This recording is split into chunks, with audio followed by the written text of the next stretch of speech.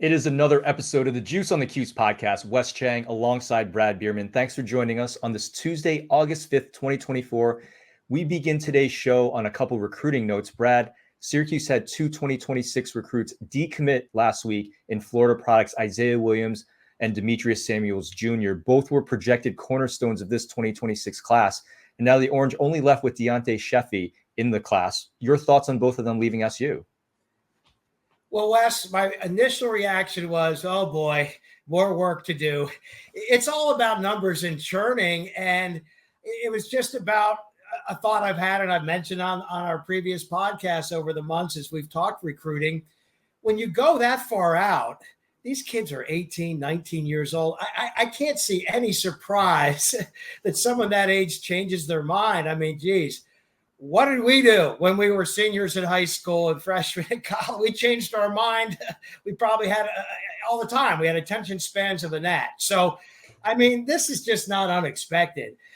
Florida kids in particular, here are my thoughts always on Florida kids. When you're down there recruiting these top athletes who have played in great weather growing up, Little League football, Pee-wees, everything up through junior high school, et cetera. They're working out all year in great weather conditions, top athletes.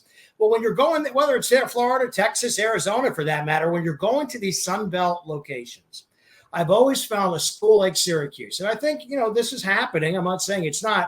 Of course, you're promoting Syracuse, the brand, the education, after all, late in order to be eligible to play. So they're going to get an education at the same time. And it's about telling them, this is 4 years of your life. This is not your entire life. And you'll be able to go back home to Florida after college. Who knows? We're going to try to get you ready for the NFL. You never know. You'll be playing in a cold weather locale professionally. You just never know.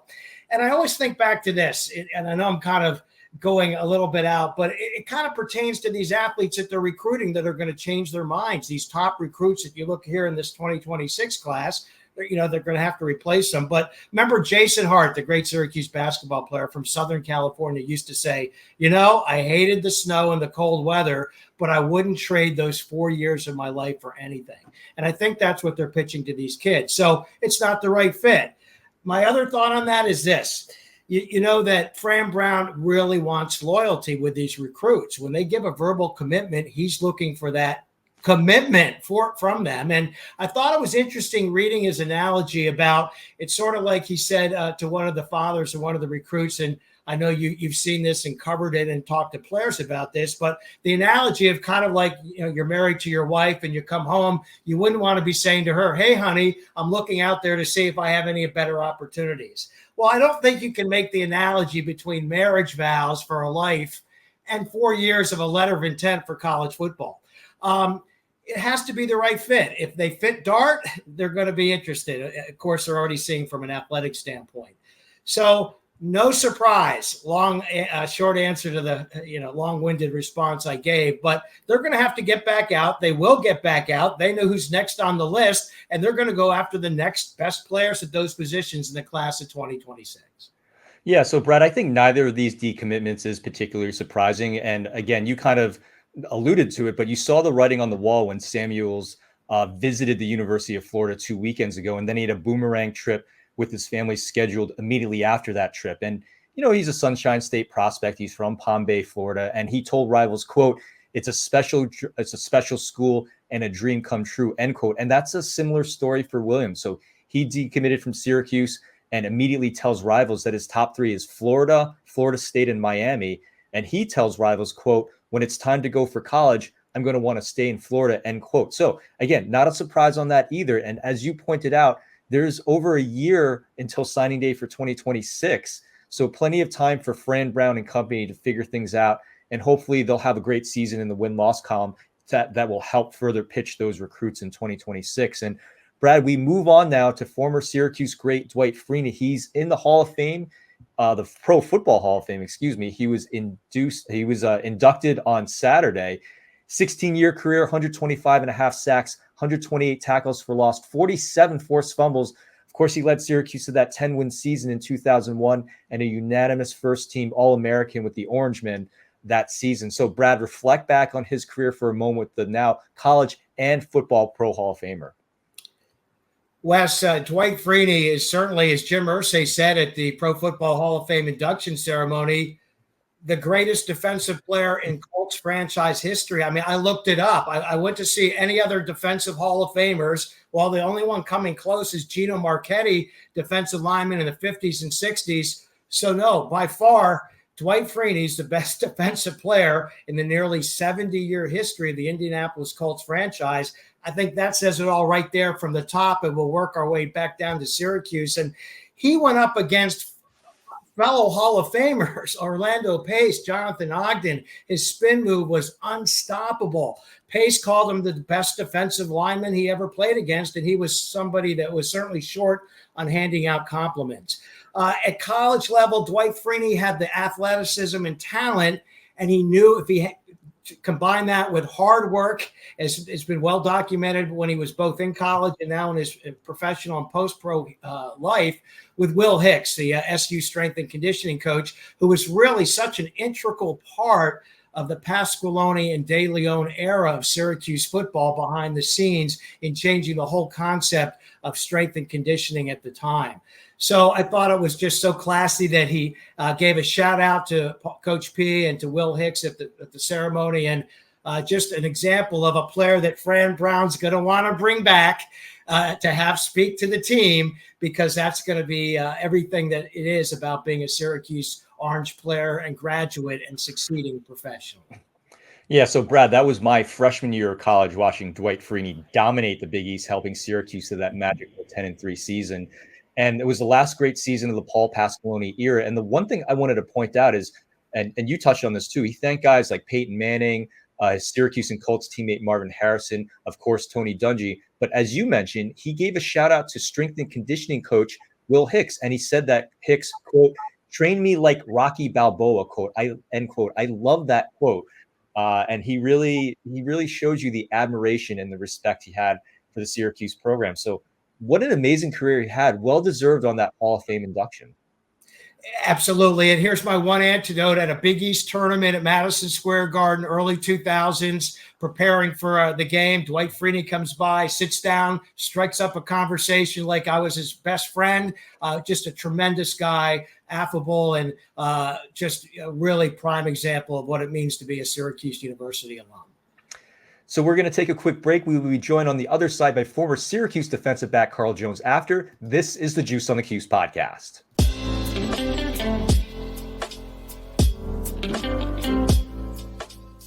This is the Bet Online read. Bet Online is the world's most trusted betting platform and your number one source for everything online sports betting. Right now, you can receive a 50% free bet of up to $250 on your first deposit to bet on anything from the Olympics to baseball to Formula One racing. BetOnline has every stat, every matchup, and even live odds and spreads while the games are being played. And when the game's over, head on over to the online casino and get in on a game of blackjack or poker, or unwind with one of over 150 slot games. Head to the website today to get in on the action. Use promo code Bleav, that's BLEAV, for your 50% free bet credit on your first deposit up to $250. Bet online, the game starts here.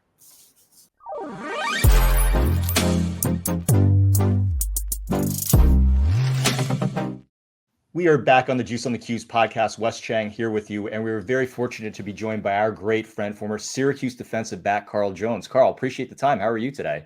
I'm all good, man. Thank you for having me on, man. It's always a pleasure to sit down and chop it up with you, Wes. Oh, yeah, of course, Carl. And I, of course, want to get you started on this one. So much has happened since we last had you on the podcast. General thoughts on the Syracuse offseason and, what you think of the new coaching staff? So excited. Like, I think there hasn't been this much optimism around the Syracuse football in at least 2 decades. At least, like, that's being generous, I would say. Fran Brown has done an excellent job of instilling juice into the program. Obviously, you can say, oh, he's bringing in all of these high caliber recruits and how cool that is. But he's also done a good job of trying to connect with the alumni base, because I think that does a really good job of reinvigorating those who've come before you and trying to get them involved with the football program as well. That's how you get donors and things of that nature. But it's super exciting. He's done a good job of putting together a good staff around him, because he may not be the greatest in terms of experience at this point, in terms of the head man in charge. So a good staff around him, going back to Syracuse's roots, obviously bringing in good players. I know speaking from my situation right now, I have a lot of friends from my team, whether that's Andre Cisco at the Jags, Mafatu Melifawu with the Detroit Lions. We're also in that same group chat, the defensive backs. And we're excited. We talk about it probably like once a week about our optimism for the upcoming season. So a question for you in terms of your experience, because you joined Syracuse in 2016 under one coaching staff, and then you left in 2019 under a different coaching staff. So for those guys who were under the Dino Babers era, but are now coming into the Fran Brown era, what advice do you have to offer them in terms of that transition? Put your head down and work. I will say I wasn't a part of this transfer portal NIL era, which is a little bit different in terms of the mobility that a player has to offer. If he's not happy, he can pack his bags and leave with under his own volition, no one holding him back. So I would just say just work. There's not really much more to it. With coaches can also say the same to you. They can also say, hey, buddy, it's not a good fit for you. I think it's best for you to play somewhere else. So, and I think the common denominator amongst all good college football programs is the work ethic, the grind. And by all accounts, that appears to be Fran Brown's number one MO. I mean, if you work, obviously you got to be a good player. But if your underlying trait is how hard you grind and how hard you work, there'll be a spot here for you at SU. So I know one of the things that you mentioned in your first response is that Fran Brown has done a great job of reaching out to alumni. You're obviously an alumni. Have you gotten on a call with him? Have you gone to Syracuse? What do you think? I actually met him in person. This is a funny story. The Bills-Chiefs playoff game. I don't know how many weeks he was on the job at this point. This was sometime in January. And I'm working, obviously, in my position now. I was on the field as a sports reporter covering the game for the Bills. And I just see Fran on the sideline. And I'm like, hold on, I got to introduce myself. I walked up to him and conversation was good. He goes, hey, man, I think you got a couple years of eligibility left. I said, these hamstrings don't, though. These hamstrings ain't got no years left, my man. Like, hamstrings are over with. But he was good, though. And you can, with that small 5 to 10 minute conversation that I had, you can tell the authenticity and why kids are attracted to play for SU right now. And you can tell that he's not trying to sugarcoat anything and he wasn't trying to lie to me for me to be interested in what SU has going forward. He's like, nah, man, like this is what we got going forward. We want you and all the fellow alumni to come back around, come back to the practices, come back to all the off-season stuff because we think this is a family type of thing. And unfortunately, with the way how my job works is, I'm not always able to make it back, but he invited me for some stuff at the spring game and some other off-season stuff. Schedule didn't permit, but he told me in person to my face this is how he was going to run things, and he lived up to it. So a weird interaction of how I met Fran, Patrick Mahomes, Josh Allen game, and small little chapter on the side is me and Fran before the game. What a game to be at. And Carl, you're a defensive back, so I want to get your take on this defensive back group. Yeah, listen, if there's one group on the team with a guy like Fran Brown, whose specialty and his background is DBs, I had no faith at all. I mean, I had no qualms about the fact that he was going to get the DB room looking right. Obviously, it helps bringing back Justin Barron, huge, freakish safety. I mean, his measurables. The new college football game came out. I love using his character because he's just like 6'2", long, can run. I'm happy they were able to convince him to come back. Elijah Clark back there at safety with him as well. That'll be a good pairing back there. Speaking of pairings, though, Deuce Chestnut is back. And he's back. That name, you're like, oh, he's going to play corner. And surprisingly, they got him rolling back there at safety. I don't know how much that'll translate towards the season. But I know his best trait, as we saw his first 2 years at SU, he can take that ball away. And that suits well for the safety position. So that's exciting. I know they brought in a couple transfers as well. I believe Jaden Bellamy's one. Rasheem Long were a guy who they were really high on coming out of New Jersey. So, listen, this room, you can have some questions about the other parts of the room, like, oh, my gosh, ACC, O-line, D-line. That's always a valid question at SU. The secondary, Fran Brown going to get them right. There is no issue with that whatsoever. One, based off of his pedigree as a DB guy, and then also the players that he's brought back this year. Carl, I had Brendan Carney, a former Syracuse punter, on last episode, and I got his prediction. He said 8 wins. Where do you fall on that line? Are you above? Or are you below? You know what? I've been going back and forth between 8 and 4. I mean, 8 wins and 9 wins. I'm going to go a little bit high and go on the 9 side. And the reason I say that, there is no like gauntlet that we always know that comes in October where you got to go Clemson, Florida State, and North Carolina. And you're like, Lord have mercy, we done lost half of our team in that stretch. That stretch this year is at NC State, at Pitt, and then got Virginia Tech at home. I think those games are winnable. I think you can go 1-2, 2-1 in that stretch and not lose half of your team like we've done like what's happened in the past. There is no Florida State, Miami. And Clemson, like I alluded to. You do get Miami at home. You don't have to go all the way out to Stanford, although you do have to do that with Cal.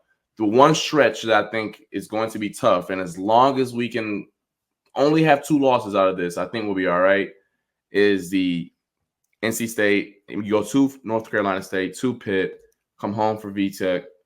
And then you got to go to Boston College, rivalry game, and then go out to Cal. I don't think Cal's some formidable foe, but anytime you got college kids going out to a cross-country flight, that's not the easiest thing in the world to do. I was a college kid once myself. So I'm excited we don't have to do it twice. Stanford comes to us once. I know from your perspective, I know you're not mad about that at all with one of the times you guys going out there.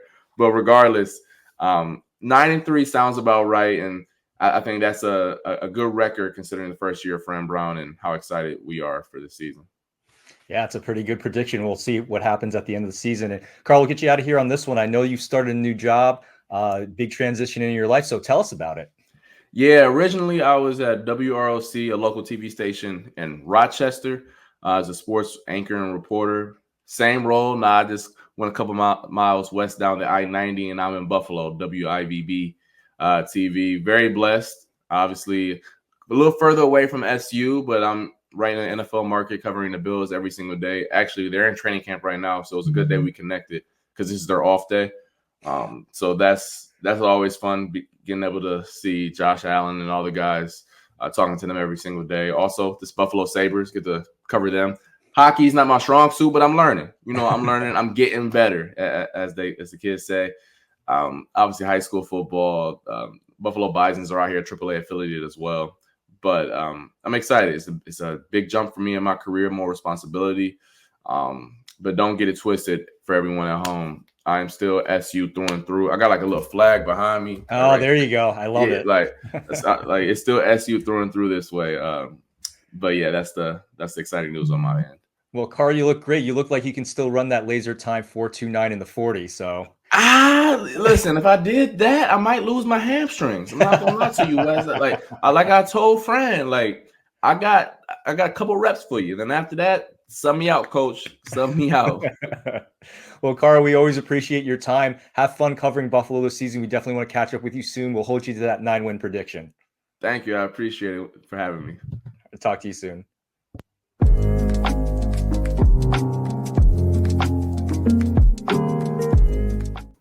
Welcome back to the Juice on the Cuse podcast on the Rivals.com and Bleav networks with my longtime colleague, Wes Cheng. I'm Brad Bierman.